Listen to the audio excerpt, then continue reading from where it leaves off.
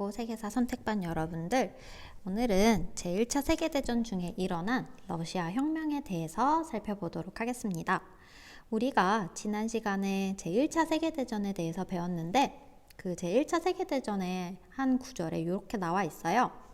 러시아는 국내에서 혁명이 발생하자 독일과의 단독 강화 조약을 맺고 전선에 이탈했다라고 이렇게 나와 있습니다. 그렇다면 1차 세계대전 중에 러시아에선 도대체 무슨 일이 있었는지 우리 지금부터 살펴보도록 할게요.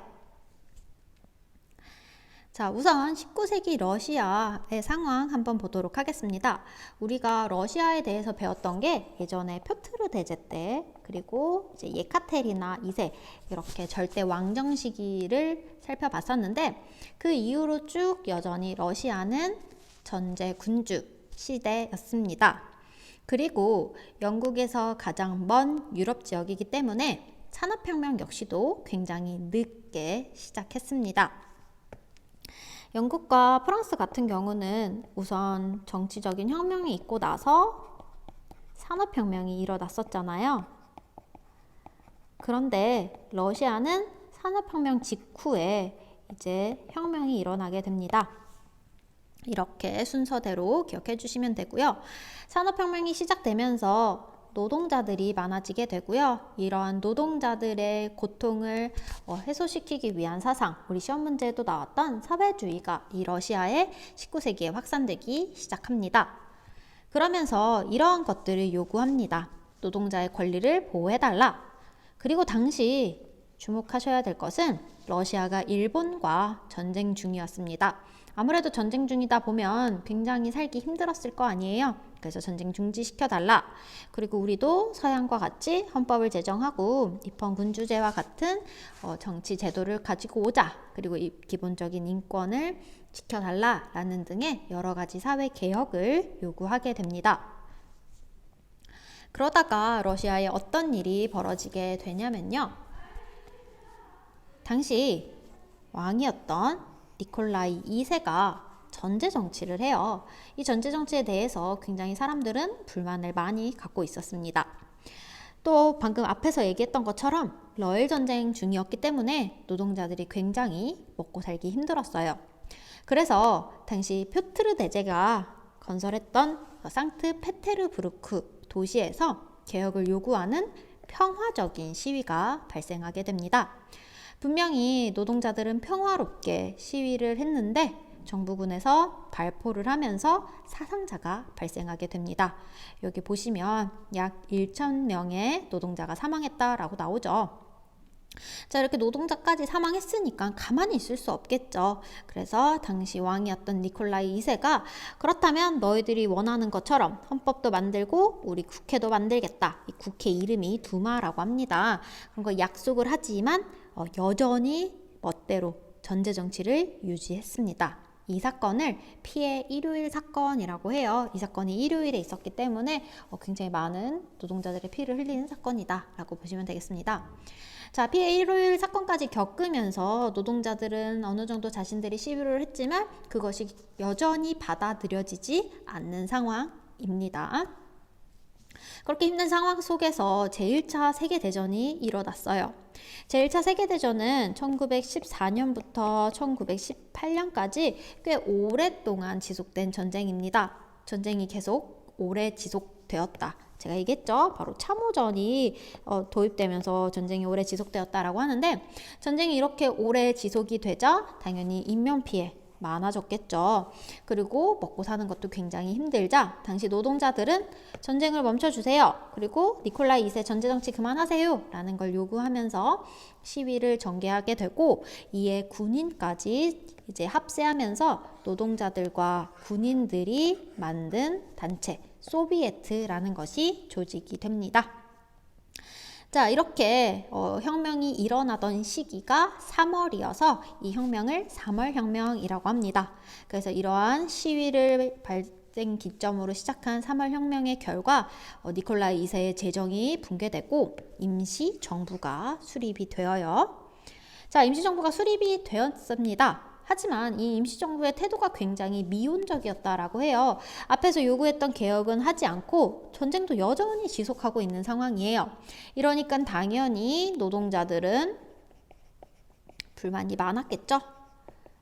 자, 이때 당시에 이제 러시아 사회민주노동당이라는 당이 있었는데 이 당 안에는 볼셰비키의 다수 혁명파와 멘셰비키의 온건파가 있었는데 자, 이들 중에서 레닌이 이끈 이 혁명파가 폭력에 의한 혁명 그리고 임시정부의 이런 미온적인 태도에서 임시정부를 타도하자라고 반대하는 움직임이 일어나게 되면서 결과적으로 레닌 중심의 볼셰비키가 임시정부를 무너뜨리고 새로운 소비에트 정부를 수립하게 됩니다. 이는 앞서 봤던 혁명이 3월에 일어났고 뒤이어서 11월에 일어났다라고 해서 11월 혁명이라고 이야기를 합니다. 즉 우리가 지금 러시아에서 기억하셔야 될 사건이 3가지가 있는데 첫 번째 피해 일요일 사건, 그 다음에 두 번째가 3월 혁명, 그 다음에 세 번째가 11월 혁명 이렇게 3개 살펴봤습니다. 이 3가지 사건 각각 기억해 주시고요. 특히 3월 혁명과 11월 혁명은 구분해 주시고 레닌이라는 사람이 등장하게 되는 건 11월 혁명이다 라는 점 기억해 주시면 되겠습니다. 자, 레닌은 이제 혁명 이후로 자신이 이제 집권하게 되고 일당 독재를 하게 됩니다. 그러면서 이때 독일과 브레스트 리토프스크 조약을 맺으면서 전쟁이 드디어 중단이 되고요. 사회주의 국가를 표방했기 때문에 토지와 산업화를 모두 국유화하게 됩니다. 하지만 당시 이 혁명을 반대하던 세력이 분명히 남아 있어요. 앞서 봤던 멘셰비키와 같은 그런 반혁명 세력과 계속되는 내전이 있었고 이러한 내전에서 경제가 너무 안 좋다 보니까 신경제 정책이라는 거를 추진하게 됩니다. 신경제 정책이라는 건 이제 사회주의 국가에서 자본주의를 약간적으로 수용한다라는 이야기입니다. 식량을 강제로 징발하지 않기, 농민의 생산물을 판매할 수 있게 하기 이런 것들이 자본주의의 내용이죠. 중소기업의 활동을 보장한다거나 외국 자본을 허용한다거나 등의 자본주의를 약간 수용하는 그러한 모습이 바로 신경제정책 되겠습니다. 자, 이렇게 레닌이 이끈 11월 혁명 이후에 러시아는 소비에트 사회주의 공화국 연방이 수립되면서 흔히들 우리가 소련이라고 불러요. 그래서 1922년에 만들어진 소련은 이 소련이 91년에 붕괴가 됩니다. 붕괴되기까지 사회주의 국가의 대장으로서 이제 자리매김하게 되는 거죠. 자, 사회주의 하면 여러분들이 또 기억하셔야 될 게 국제공산당이라고 불리는 코민테른이에요. 우리나라 역사에도 코민테른이라는 단어가 굉장히 많이 나왔었습니다. 코민테른이라는 것은 당시 노동운동과 또 식민지 해방운동을 지원해주기 때문에 우리나라에서도 굉장히 많이 이 코민테른에 참여하기도 했습니다.